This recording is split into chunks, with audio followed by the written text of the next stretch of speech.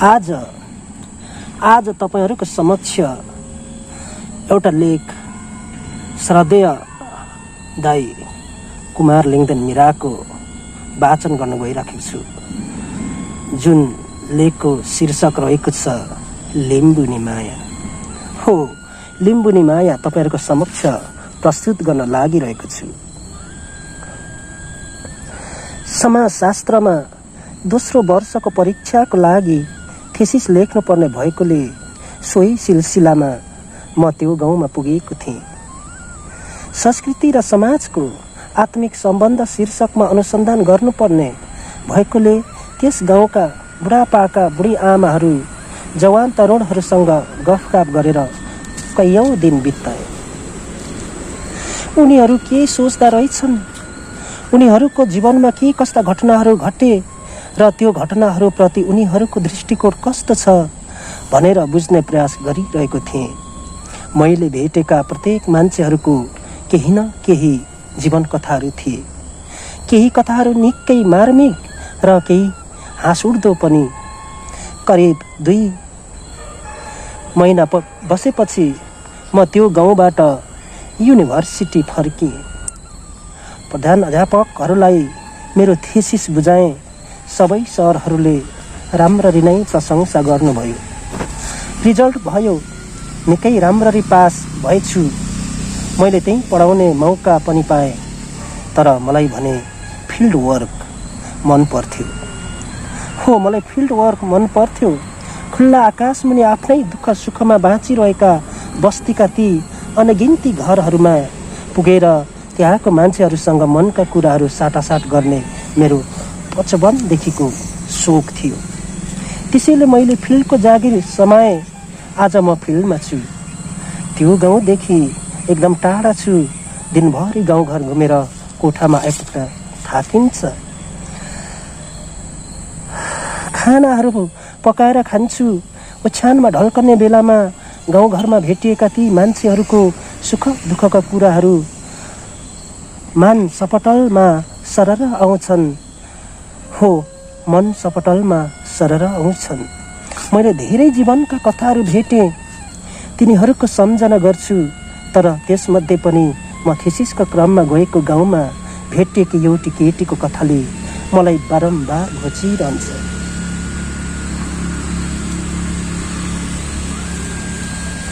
त्यो केटी म बसेको घर धनीको भएको छोरी थिइन्।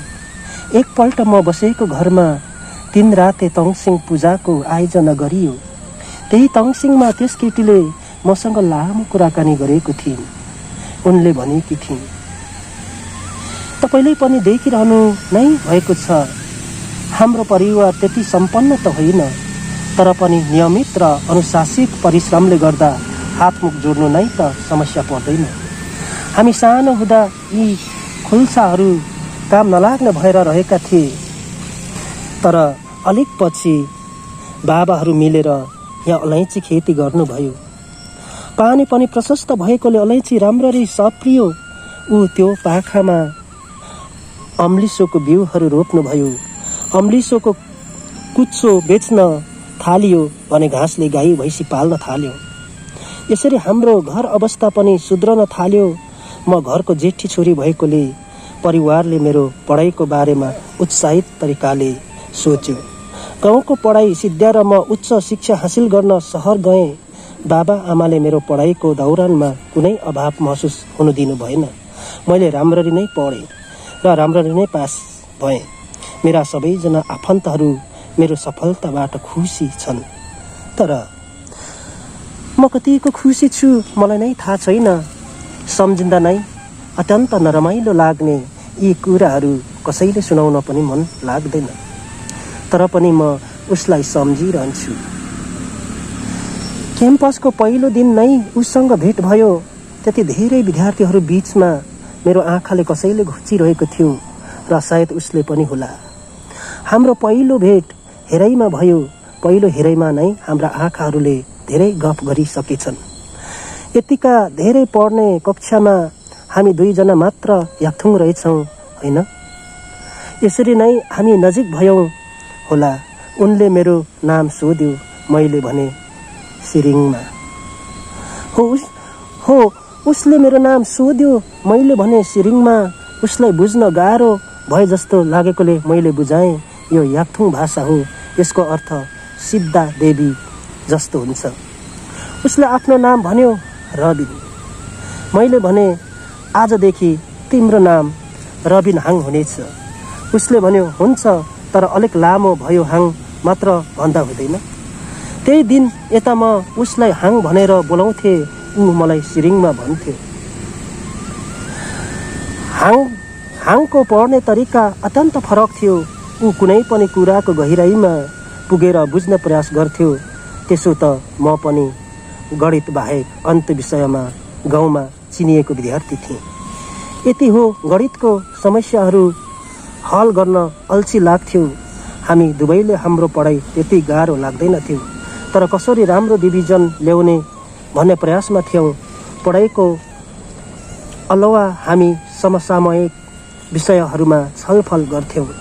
जब पनि मान्छे घरदेखि टाढा हुन्छ, त्यति बेला उसलाई स्वाभाविक रूपमा आफ्नो घर, परिवार, जाति, संस्कृतिको बारेमा सोध्न मन लाग्दो रहेछ। म गाउँमा हुँदा यस्तो केही सोच्दिनथे, तर त्यहाँ मलाई यी सबैको बारेमा बुझ्न, अरूलाई सुनाउन मन लाग्थ्यो। हाङको बाबा जीवनयापनको क्रममा सानैदेखि घर गाउँदेखि टाढा टाढा रहनु भएको थिएछ। त्यसैले हाङको पुरै परिवार याक्थुङ संस्कृतिसँग लगभग अनभिज्ञ नै थियो। हाङ आफ्नो संस्कृतिको बारेमा जान्न अत्यन्त उत्सुक थियो। म उसलाई कहिले लोकन्दी, कहिले तरेमा त कहिले धान नाचको कुराहरू सुनाउँथे। धान नाच्दा साइन नलाग्ने तरेमाहरू लहरै हात समाएर उभिँदै पालाम भन्नुपर्छ। यसरी हात समय उभिएर धान नाच्दा नयाँ मान्छेले देख्दा त उनीहरूको प्रेम पो छ कि जस्तै देखिन्छ। वास्तवमा यो त्यो मान्छेको भन्दा पनि आफ्नो संस्कृतिप्रतिको प्रेम हो। हाङ, तिम्रो प्रेमिका पनि कुनै दिन अरू तरेबाहरूसँग उभिएर धान नाच्यो भने नरिसाउनु नि। यस्तो कुराहरू सुन्दा ऊ गम्भीर हुन्थ्यो। म घरबाट पढ्न जाने बेलामा आमाले मलाई 3 वटा उपहार दिनुभएको थियो। एउटा सानो खुरुम्मी जो म सधैँ सिरानीमा राखेर सुत्ने गर्थेँ। एउटा सानो खुरुमी जो म सधैँ सिरानीमा राखेर सुत्ने गर्थेँ, ताकि राति कुनै डरलाग्दो सपना नदेखियोस्।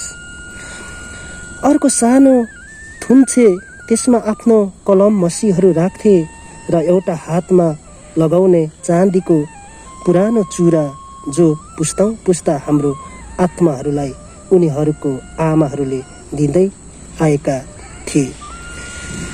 त्यो चुरा म सधैँ हातमा लगाउँथे। हाङले त्यो असाध्यै मन पराउँथ्यो।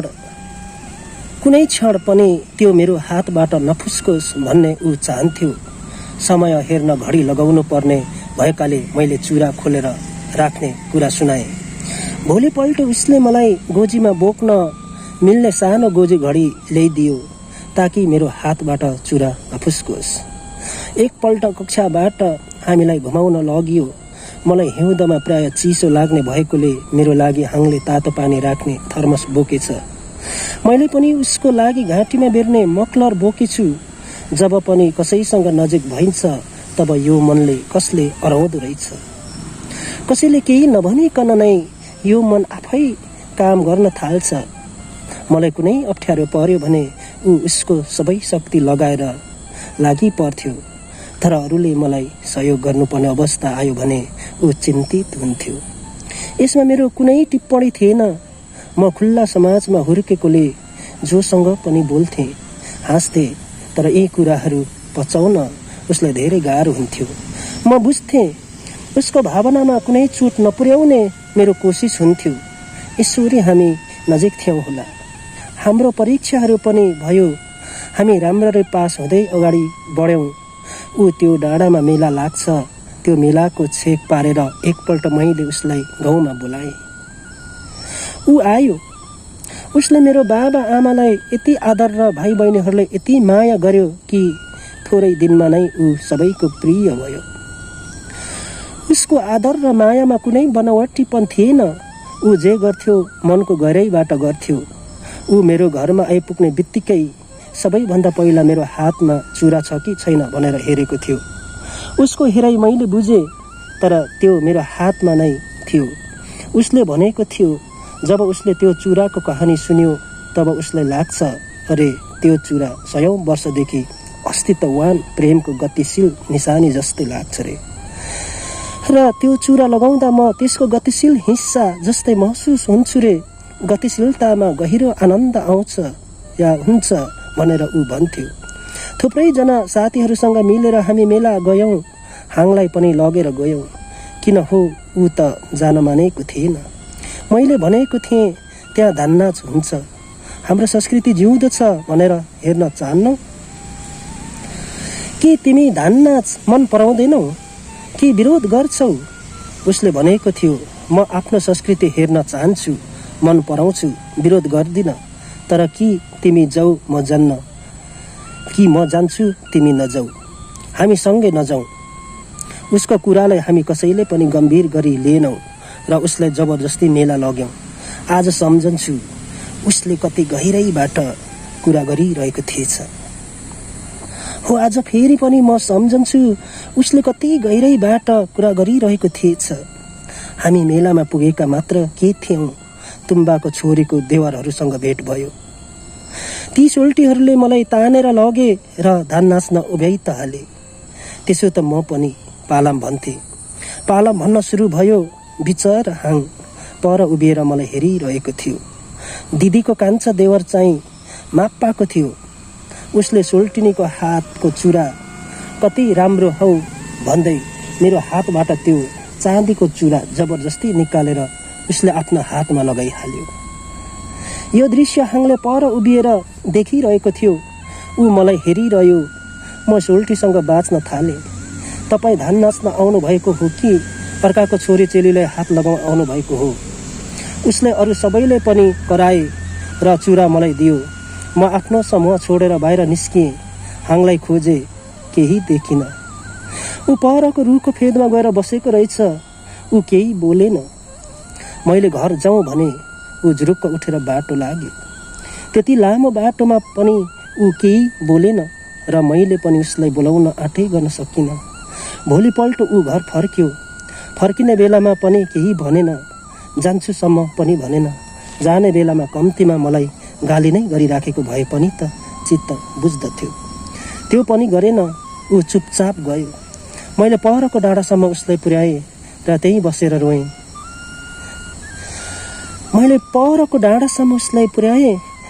बसेर रोएँ। आज सम्झन्छु उसको त्यो मौनताभित्र कति धेरै पीडाहरू थियो होला। भन्न नसकिएका वा शब्दमा रूपान्तरण गर्न नसकिने पीडाहरूले नै मान्छेलाई खुब सताउँदा रहेछन्। कहिलेकाहीँ मनले भविष्यको अनिष्ट थाहा पाउँदो रहेछ, तर हामी व्यवस्था गर्दा रहेछौँ। उसले भनेको थियो, हामी सँगै मेला नजाउँ। बुढापाकाहरूले ठिकै भनेका रहेछन्। चेली र माइती मिलेर मात्र मेला बजार जानु, माइतीहरूले देख्ने ठाउँमा मात्र धान नाच्नु। चेली र माइती मिलेर मेला जाँदा हाम्रा माइतीहरू अरूको चेलीसँग नाच्दा र हामीहरू अरूको माइतीसँग नाच्दा सबैले राम्रै लाग्दो रहेछ। तर त्यही छेउमा हामीलाई मन पराउने वा हामीले मन पराएको मान्छे हुँदा धेरै गाह्रो हुने रहेछ। त्यसैले जीवनमा मेरो तीतो अनुभव छ। हामीले मन पराएको मान्छेसँग धान नाच्न नजानु। तर धानै नाच्न नजानु, यसले छोडिदिनु भनेर म कहिल्यै भन्दिनँ। अनि संस्कृतिका कुराहरू सुनेर पढेर बुझ्नु र त्यसलाई अनुभूति सहित अनुसरण गर्दै आउनुमा पनि धेरै फरक रहेछ। विचरा हाङलाई धान नाचको बारेमा मैले नै सुनाएको थिएँ। तिम्रो प्रेमिका तिम्रै अघि अर्को मान्छेसँग धान नाच्न सक्छ, तर तिमी लिम्बू भइसकेपछि रिसाउनु हुँदैन नि। मैले उसलाई जिस्काउँदा नै ऊ गम्भीर भएको थियो। उसले आफ्नो संस्कृति शब्दहरूमा पढेको थियो, तर भोगेर आइरहेको थिएन। हाम्रो परिचय भएको 5 महिनापछि उसले मलाई साइकल कुदाउन सिकाएको थियो। एक दिन म साइकलबाट लडेर मेरो दाहिने खुट्टा फ्र्याक्चर भयो। हाङ यति चिन्तित भयो कि मनौ उसको खुट्टा फ्र्याक्चर भएको जस्तै हो। ऊ मेरो यति ख्याल राख्थ्यो जो मलाई नराम्रो लाग्दैन थियो, तर उसले एक्कासी म धन नाचिरहेको, मेरो हातहरूले समाएको र मेरो हातको चुरा खोसेको दृश्य पचाउन सकिएन। यो उसको, मेरो र व्यक्तिको गल्ती होइन, संस्कृतिलाई हृदयदेखि नै बुझ्ने र अनुभूति गर्ने क्षमतामा फरकपन आएको मात्र हो। ऊ लिम्बू भए पनि सानैदेखि लिम्बू संस्कृतिदेखि टाढा थियो।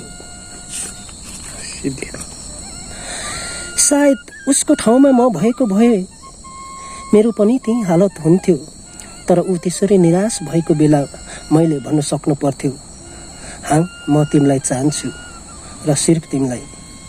किनभने वास्तविकता पनि त्यस्तै थियो रहेछ। म सिर्फ हाङलाई मन पराउँछु, उसको गम्भीरतालाई अनि मलाई माया गर्ने क्षमतालाई। तर ऊ जाने बेलामा पनि म केही बोल्न सकिनँ। यसरी मनका कुराहरू, कसैले मन पराइएको कुराहरू पटक्कै भन्न नसक्ने अनौठो बानी लिम्बुनीहरूमा छ। यो कमजोरी हो वा लिम्बुनी गुण मलाई थाहा छैन। हामी भन्न नसकी मन पराइरहेका हुन्छौँ अनि माया गरिरहेका हुन्छौँ। खै यही लिम्बुनी माया हो कि क्या हो मलाई थाहा छैन। मैले प्रत्येक पल हाङलाई सम्झेको छु, माया गरेको छु, तर पनि धन नाच्न छोडेको छैन। हामी लिम्बुनीहरू पनि अरू जस्तै मान्छे नै हौँ। हाम्रो मनमा पनि माया प्रेम हुन्छ, तर माया प्रेमको नाममा खुम्चिएर हामीले लिम्बुवानको पुरानो संस्कृति धननाचलाई त्याग्नु हुँदैन जस्तो लाग्छ। धननाचलाई बचाउने हो भने सबै आधुनिक लिम्बू केटाहरूले आफ्नो प्रेमिकालाई आफ्नै अगाडि अर्को तरेवासँग धन नाच्न लगाउने साहस जुटाउनु पर्छ। किनकि प्रेम आफ्नो स्थानमा छ र संस्कृति उसको स्थानमा छ। हाङले पनि यसरी नै बुझिदिनु नि जस्तो लाग्छ। प्रत्येक साँझहरूमा म उसलाई पर्खन्छु, उसले टाढैबाट देखोस् भनेर मैले सधैँ मेरो हातमा त्यो चुरा लगाइरहेको छु। तर धेरै महिनाहरू आशामा बितिसकेको छ। पर्खै निकै लामो भइसकेको छ। त्यसपछि उनी एकदमै धेरै बेर रोएकी थिइन्। सिरिङमाको त्यस कथाले आज पनि मलाई गहिरो सोचमा डुबाइदिन्छ। धननाच र यसमा नदेखेका कुराहरू शीर्षकमा एउटा विश्लेषणात्मक लेख पत्रिकामा लेख्न मन लागिरहेको छ, ताकि हाङ र ऊ जस्तै आधुनिक लिम्बू युवाहरूलाई आफ्नो संस्कृतिलाई आत्मसात गर्ने क्षमता प्रदान गरोस्। सायद अब म छिट्टै यसबारेमा लेख्छु होला। धन्यवाद।